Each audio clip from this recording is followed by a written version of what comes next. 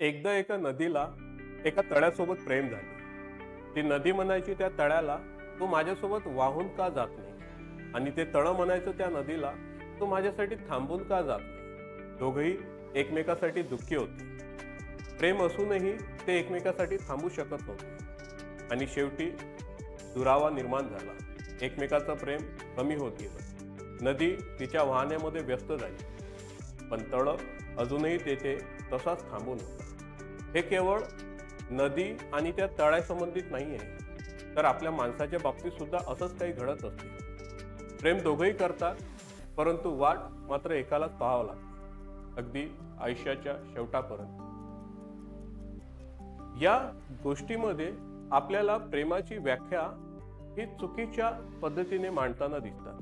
ती नदी आणि ते तळं हे दोघंही वेगळ्या गुणधर्मामध्ये आहेत, वेगळ्या कार्यामध्ये आहेत. जर या दोघांनीही एकमेकांच्या गुणधर्माला समजून घेतलं तर हे कधीच दोघांपासून विभक्त नाही होऊ शकत.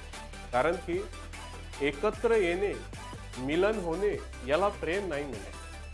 प्रेम म्हणजे एक दुसऱ्यांच्या सहवास जरी नसला, एक दुसरे सोबत जरी नसले तरी एकमेकावर प्रेम निरंतर राहणे, या गोष्टीला प्रेम म्हणतात. आजकालच्या तरुण पिढीमध्ये जर एकत्र येत नसेल तर प्रेम नाही, अशी व्याख्या निर्माण झाली. त्याच्यामुळे प्रेमाची खरी व्याख्या ही आहे की तुम्ही मनातून त्या व्यक्तीवर प्रेम करत असाल. म्हणून या गोष्टीमधून आपल्याला समजून घ्यायचं आहे की नदी आणि तळं या दोघांचे गुणधर्म वेगळे आहेत आणि दोघांनी एकमेकाला समजून, दोघांचेही एकमेकांचे गुणधर्म समजून एकमेकावर प्रेम करत राहणं, यालाच प्रेम म्हणतात. धन्यवाद.